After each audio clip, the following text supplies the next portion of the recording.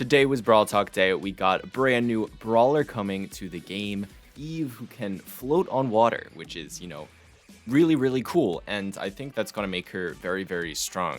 We don't really have any other mechanics in the game that just lets you ignore completely some aspect of the terrain. So that's what we're going to be looking at in today's video. I'm going to go through every map that we have in the game so far and see which one she's going to be good on. Basically, which ones have water that she could take advantage of by just floating on top of it. And I haven't even looked at all these maps yet myself. So this is going to be my raw, unfiltered reaction. I've got the new mic, as you all can see. Hopefully this works well. I'm still kind of figuring out the settings. But anyway, let's get into this. So here are all the maps we have. Thank you to Brawlify.com for having all these images. But here we're going to start with the Duels maps. Now, Duels, I don't think she's really going to get too much advantage out of it. You can see up here, we've got the no surrender map with a small little patch of water. I guess like if your opponent's on the right side or whatever, and you're trying to like retreat, you can like cross over the water here, but like that's really never going to come into play because it's Duels, so like you don't really have a team. You're probably going to be in the center of the map most of the time, so I don't think she's really going to be that good on Duels maps in general. And yeah, on all the other Duels maps, there's just no water, so yeah, she's definitely not going to be... Well, she might be good on Duels just because of her long range and damage, but she's not going to get advantage of the fact that she can float on water. But now we're moving to Hot Zone, and also I don't think there are too many maps with water here. You can see Controller Chaos has some water in the corner, but I mean, it gives you a bit more room, I guess, if you want to sort of like camp out over here and just hide behind the walls. Might be useful, you never know. But in Danger Zone, this looks like it's going to be an extremely good map for Eve, because you can see once you're in this one hot zone over here, ever needs to get to the other side, you can just cross over. Now, you can usually shoot over there anyway, because obviously water doesn't block projectiles, but the fact that if you ever take someone out on that hot zone, that you can just walk over there, that's going to be really, really huge. And I think that's going to save you a lot of time if you just are constantly walking from this one zone to the other. And then even the water at your spawn point, like if you're just to cross over right at the beginning, that's going to definitely save you some time, because you can basically just take a more direct path to the opponent's zone. So that's just definitely going to be really good. I think she's going to be very, very strong on that map. Well, the other hot zone map is Parallel Plays. This one comes up all the time in competitive. So if she's good on this map, she's going to be a pretty strong brawler in the meta. And I mean, it's just a small amount of water, but I honestly think this little patch of water at the beginning could make Eve pretty decent on this map, because, there's usually like two paths of entry to get to this zone that's closer to your spawn. You can basically go forward and then left, or the left and then up. But now if you're Eve, you can just go directly to that zone across the water. I think that could definitely open up a lot of plays. I mean, just getting to the zone quicker is good enough to begin with, right? I mean, any time saved in hot zone when you're actually walking towards the zone is great. It is still sort of like a very narrow gap, so it's very easy for your opponents to hit you if they know that you're trying to get through that gap. But all three of these directions sort of have these very like narrow gaps, so it'll be easy for your opponents to hit you no matter what. But it just opens up another opportunity. And so if your entire team is sort of coming at this lower zone, you now have 3 different opportunities or 3 different paths of attack to actually get to this lower zone. So pretty spicy, not gonna lie. This opens up so much potential, right? Like, we have no other brawler in the game that can just consistently ignore the terrain. Like, I mean, Daryl can dash over the water, right? Once or twice, and even that sees a lot of play.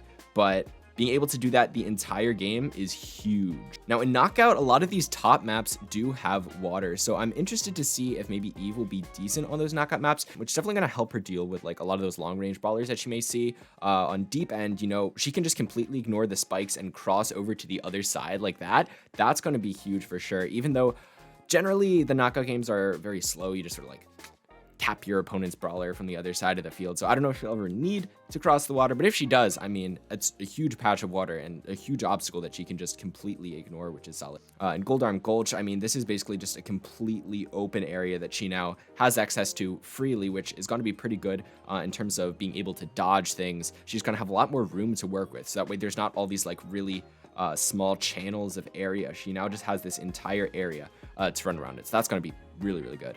We have Luis's Revenge here, just a couple patches of water. I don't think it's really going to change too much, but now you can just camp behind this wall, like right about at this point. So it's going to give you a bit of extra cover to push up forward. I think we're going to see that in a lot of the maps with these small patches of water. So I think that's definitely going to be the main use for Eve's trait that lets her float. Flaring Phoenix looks like a similar deal. You can sort of get to the center quicker if you just cross over the water, so it saves a bit of time there. Middle ground, you don't really get too much advantage out of this water because you can't directly get to it because there are these walls there. But if you do have like a Brock on your team or something who breaks open these walls, then your Eve will have access to that water. So that is an interesting play that basically gives you a center lane to work with if you're able to break open those walls. That could be an interesting combination. But even without that wall break, just being able to sort of cross over this area without being obstructed at all is definitely going to be good in terms of knockout, just being able to get away from whatever situations you want. Bell's Rock, I mean, you know, if you just want to like meme around in your spawn, you've now had the trait to do it. So feel free. I'm not stopping you. Moving on to gem grab here, I think the only gem grab map, or one of the main gem grab maps with water, is Flooded Mine. I don't think this is the updated image because I remember the map looking a bit different with like jump pads and such, but there are these giant pools of water. And so I think this is going to be a really, really strong map for Eve because this just opens up so much opportunity for her to go down any different lane and to really be able to like push your opponents back into their spawn. You can get aggressive because you can just stand in so many more places that your opponents can't. So it's just very, very strong to have this positioning and just sort of like standing there on the map, and you can hit everyone else from that point. I mean, they can still hit you obviously from that point, but they can't get to you if they ever want to get close to you. So that's just a huge advantage. Gem Source is another one with water. Doesn't seem like it's going to be too useful because this water doesn't really like block off any of these areas. You can still pretty freely go down these two paths. But you know, it just lets you get to places quicker, and it lets you sort of hug the walls along this area if you want to. Just gives you basically an alternative place of cover, and that's always, you know, welcome. For Acute Angle, I'm not sure if the water is still there. I totally forget the maps and whether or not these have been updated or not. But if there is water there, you know, it is kind of an interesting spot to be able to sort of like maneuver if you're sort of back towards your spawn. It gives you just an extra bit of cover. You know, you got these two like tires here. They're just gonna help you reduce the damage you're taking. So that seems pretty useful. I don't know.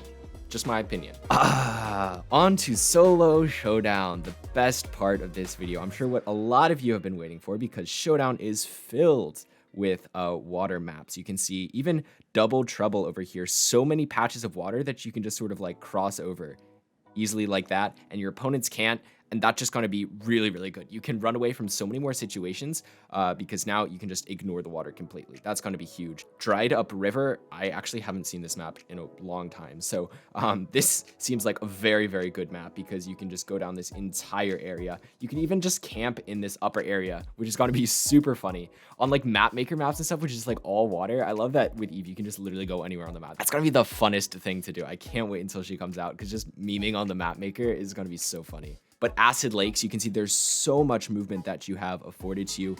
You can just get from any location directly to another. And if it's crossing over water, who cares? Because you completely ignore the water. So that's going to be huge. Dark Fantasies, another one where there's a lot of water here that you're just going to be able to cross over with no issues there. Dark Passage, I think, is going to be a huge one because now you can directly cross over from this side of the map to the other side of the map where, you know, in a different situation, you may have had to go all the way around like this. That's going to save you so much time and is going to let you ambush teams that really aren't expecting it. Because usually a lot of the teams are just going to sort of like camp out in this area and think they're safe. But when you're able to just go and attack them directly across water like that, that's going to be huge for sure. So I think basically all of these Showdown maps that have water, she's definitely going to be able to get some value out of it.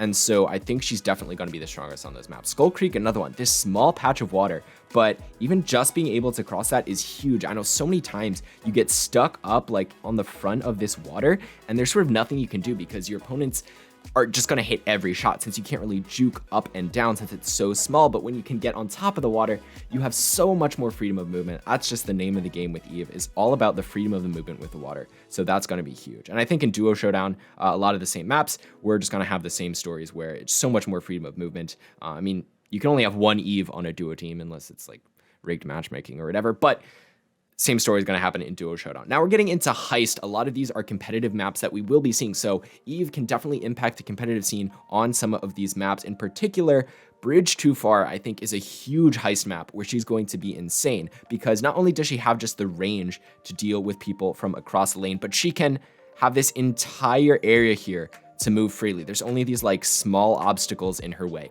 And so she can switch lanes very, very easily, completely take your opponents by surprise. And she can get very close to the mid, like about this area, and still move freely from left to right. And so usually if you're like playing Piper or something and you get up to like this area, if your opponents ever get aggressive, you have to go directly backwards and then you're just taking a ton of damage. Your opponents know where you're going to travel because it's such a narrow area. If you're playing Eve, none of that is a problem. So I think that's going to be huge for Eve's viability in the meta. Definitely that map is going to be a strong one. Safe Zone, another great one.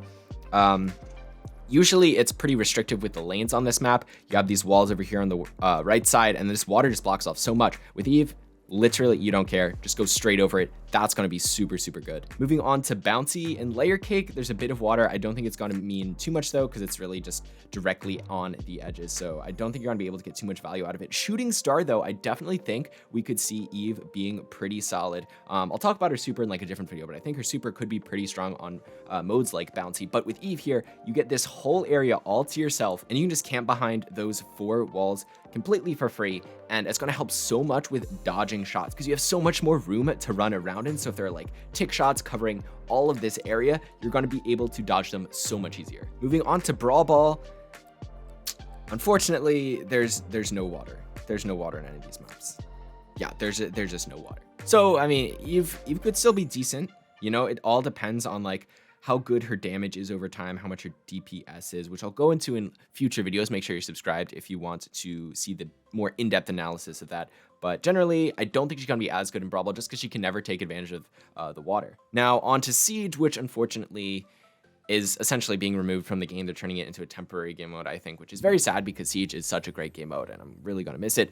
But nevertheless, if you do want to play any Siege maps for any reason, I think Eve could be a decent pick for Nuts and Bolts. I mean, this entire area now, she can just completely ignore whenever she's pushing forward with her team. You know, she can cross over the water. Actually, now that I think about it, I think her range is enough that she could just stand like right here behind the water and hit the turret anyway. So maybe she doesn't really need to cross water. So, you know, maybe it doesn't really give her an advantage in Siege, but you're not really going to be playing Siege anyway for the foreseeable future. So I guess it doesn't really matter. But that is the end of the maps. Once again, thanks to Brawlify for having all these maps on one clean web page that I can use. I'm super excited for Eve coming out. So much more to talk about with the Brawl Talk. Make sure you're subscribed, like I said before, if you want to be notified whenever I post more Brawl Talk videos like that. But that is as far as we're going to go today. See you guys later.